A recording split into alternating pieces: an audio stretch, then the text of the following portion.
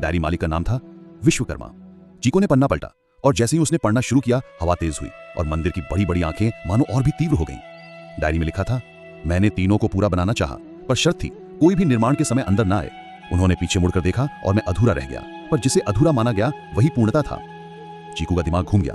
ये वही कथा थी, पर डायरी में कुछ और भी था। एक नक्शा और एक जगह का नाम, नीलाचल के नीचे दूसरा तहखाना। पंडित हरिदास ने आंखें बंद करके कहा, ये शब्द हमें याद दिलाते हैं, कभी कभी ईश्वर खुद हमें अपनी सीमा बताकर अपनी पहचान बदल देते हैं, पर उस पहचान में भी रहस्य छिपा होता है।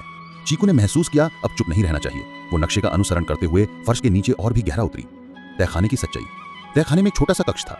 दीवारों पर पुरानी मूर्तियों के टुकड़े पड़े थे, नक्काशी की छोटी छोटी कारीगरियां और बीच में 3 कुरूप पुतले, जैसे अधूरे पर कमजोर नहीं बल्कि जान से भरपूर हों। उनमें से एक की आंखें चीकू की ओर तैर कर देखती रहीं, न भय न क्रोध, सिर्फ करुणा। दिव्य अनुभव हुआ। एक सुमित्रा नादियानी धीमी आवाज ने कहा, जब तुम अधूरे को पूरा करने की चाह रखोगी तब पूर्णता का अर्थ बदल जाएगा। आवाज इतनी कोमल थी कि चीकू के भीतर कुछ टूट गया और साथ ही भर गया।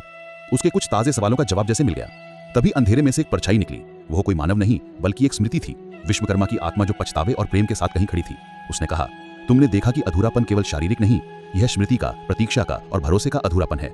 मैंने अधूरा छोड़कर लोगों को मौका दिया, उन्हें खुद के भीतर के भगवान को देखने का। चीकू ने समझा, जगन्नाथ का अधूरा रूप किसी त्रुटि का परिणाम नहीं बल्कि संदेश है। वो कहता है, मैं पूर्ण हूं, पर तुम्हें मुझ तक पहुंचने का मार्ग खुद ढूंढना होगा। तुम मेरा चेहरा नहीं, मेरी आंखें देखो, जो तुम्हें अपने भीतर के अधूरे हिस्सों को स्वीकार करने की शक्ति देती हैं। तभी गर्भगृह की घंटियां जैसे बिना किसी चूहे के बज उठी। मंदिर की विशाल आंखें हल्की मुस्कान लिए चमक उठी, जैसे कह रही हो, अब तुम समझ गए हो। पंडित हरिदास ने धीरे से हाथ उठाकर आशीर्वाद दिया। जो अधूरा स्वीकार कर ले वही पूर्ण बनता है। कभी कभी ईश्वर तुम्हें अधूरा ही मिलने देता है ताकि तुम खुद की यात्रा शुरू करो। अधूरापन डर नहीं, वह दावत है, अपने भीतर के भय, उलझन और अनसुलझे प्यार को पाकर उन्हें जोड़ने की दावत। अगर तुम पूरी जाओ और जगन्नाथ की आंखों में देखो, याद रखना, वह तुम्हें ये नहीं देख रहा कि तुम कितने पूर्ण हो, बल्कि ये देख रहा है कि तुम कितनी सच्चाई से अपने अधूरे हिस्सों को गले लगाते हो। जब भी तुम्हें लगे कि तुम्हारी कहानी अधूरी है, समझ लो उसे पूरा करने का अधिकार तुम्हारे हाथ में है। जय जगन्नाथ। ऐसे ही और कहानियां